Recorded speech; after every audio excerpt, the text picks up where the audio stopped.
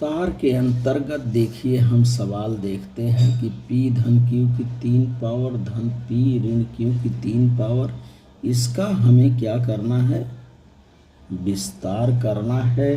तो यहाँ पर भी हमें सूत्र के अनुसार इसका हम लेखन करेंगे। तो आइए हम सूत्र के अनुसार इसका लेखन करते हैं। तो अगला सवाल विस्तार के अंतर्गत हम लेते हैं 99 संख्या है 99 की 3 घात, इसका विस्तार करना है। तो इसका विस्तार हमें सूत्र के अनुसार करना है। तो सूत्र के अनुसार इसे हम 99 जो है 100 से कितना कम है, सवाल यही है।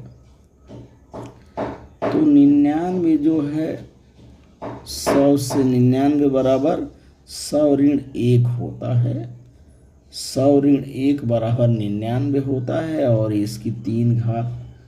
तो ये हमें विस्तार करने के लिए मिल गया कि विस्तार हमें 100 ऋण 1 का हमें क्या करना है, विस्तार करना है। 99 अर्थात 100 ऋण 1 की 3 घात। अब हम वही अपना सूत्र को लगाएंगे और सूत्र के अनुसार इस सवाल को हमें हल करना है। तो पहले संख्या का वर्ग होगा, घन होगा, 100 का घन होगा, एक बार ऋण हो जाएगा, ऋण 3 गुणे पहली संख्या का वर्ग गुणे दूसरी संख्या, पहली संख्या का वर्ग गुणे दूसरी संख्या। अब दूसरी संख्या जो है 1 है, दूसरी संख्या 1 है और यहाँ ऋण लगा हुआ है, दूसरी संख्या 1 है। इसके बाद धन का निशान लगा करके 3 लिखना है, गुणे पहली संख्या ले लेना है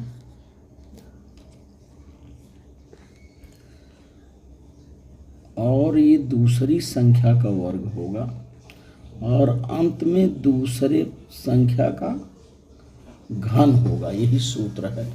इसी सूत्र के अनुसार से हम सवाल को क्या करते हैं, हल करते हैं।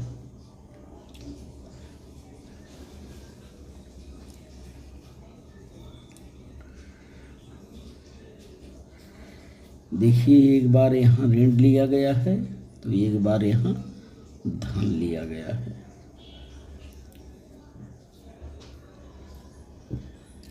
अब हम देखिए 100 का घन करने पर 100 का घन किए,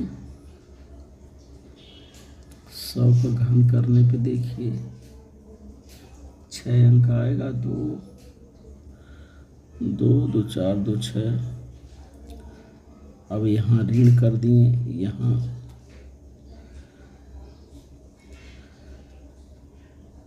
100 का यहाँ वर्ग करेंगे 10,000 आ जाएगा, 10,000 में 3 का गुणा करेंगे 30,000 आ जाएगा।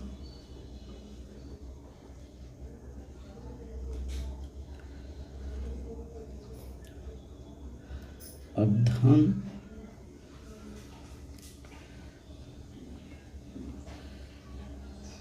3 का इसमें गुणा करेंगे और 1 का वर्ग 1 ही रहेगा, 100 तिहाई ये 300 हो जाएगा और ऋण 1 का घन जो है ऋण 1 ही रहेगा। अब इस सवाल को हमें क्या करना है, हल करना रहेगा। ये ऋण जो संख्या है इसमें एक ये जोड़ना पड़ेगा और ये धन वाली संख्या में जोड़ना है हमें। तो ये दोनों को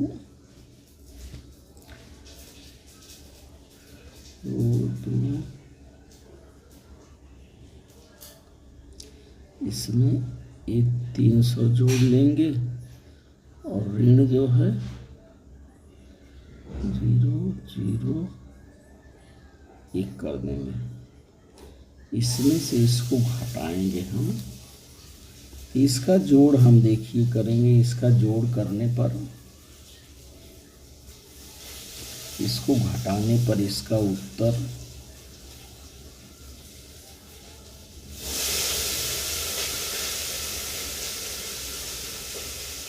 9,70,299 इसका उत्तर आता है। हमें क्या करना होगा, ये जो संख्या है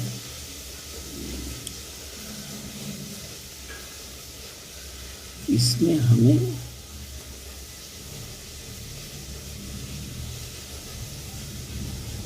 तीन 300 जोड़ना होगा। इसमें हमने 300 जोड़ा,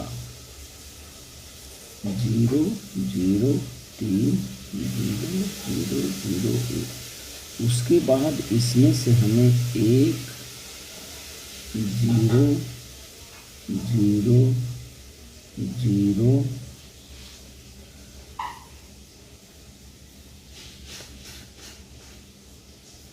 और ये 3, इसको हमें घटाना होगा। यहाँ घटाते हैं, देखिए कितना उत्तर आता है। यहाँ से यहाँ हासिल गया, यहाँ 10 हो गया, 10 में से 1 गया 9, यहाँ भी 9 हो जाएगा। 1 चला गया, 10 था, 10 में 9 में से 0 गया 9, और यहाँ बचा है 2, और 2 में से 0 गया 2, 0 में से 0 गया 0। यहाँ से उधार लेंगे, यहाँ 10 हो जाएगा, 10 में से 3 गया, हो गया 7, यहाँ बचेगा 9, और यहाँ कुछ नहीं बचेगा।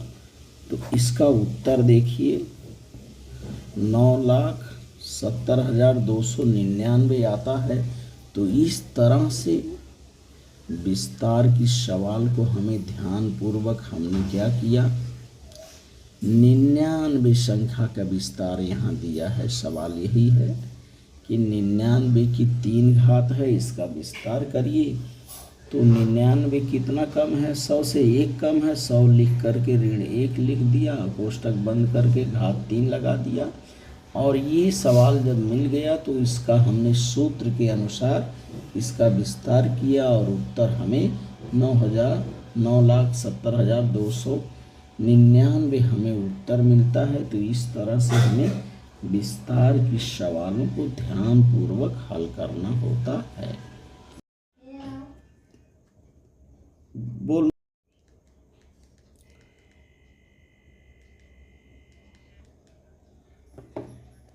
अब इसी के अंतर्गत पद को हटा करके संख्या हमने लिया, और संख्या देखिए है 99 की 3 घात। इसका हमें क्या करना है, विस्तार करना है। विस्तार कीजिए, 99 का हमें विस्तार करना है। तो देखिए इस सवाल को हल करने के लिए 99 को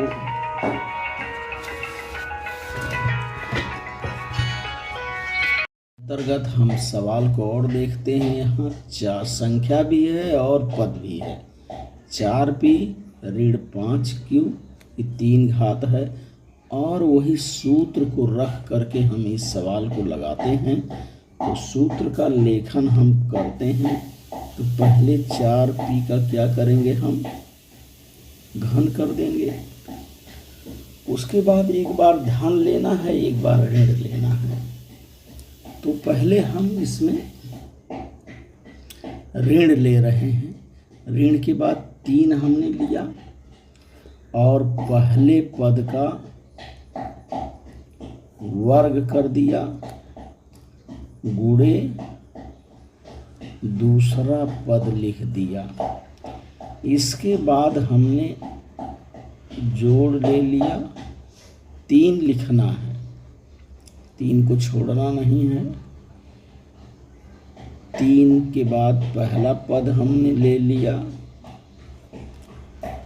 और गुणे दूसरा पद का हमें वर्ग करना है। अब पहली बार हमने पहले पद का वर्ग किया। पहला पद है 4p का वर्ग गुणे दूसरा पद, फिर धन 3 हम लेंगे, पहले पद को गुणा और दूसरे पद का वर्ग करेंगे और अंत में क्या करना है, अंत में हमें ऋण का निशान लेना है। अंत में ऋण और दूसरे पद का हमें घन कर देना है 5q का 3 घात। तो इस तरह से सूत्र के अनुसार इस सवाल का लेखन हम करेंगे। अब इसको हम हल करेंगे। इसका हल देखिए, 4 का ये जो घन है, 4 का घन अर्थात 4 चौका 16 और 16 चौका 64 हो जाएगा। 4 की 3 पावर अर्थात 64 और p का घन हो गया।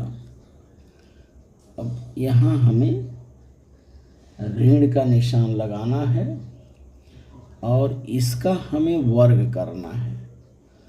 तो वर्ग देखिए इसका कितना होगा, 4 चौका 16 और 16 में फिर 3 का गुणा करना है। देखिए 3 गुणे 4 चौका 16 p²,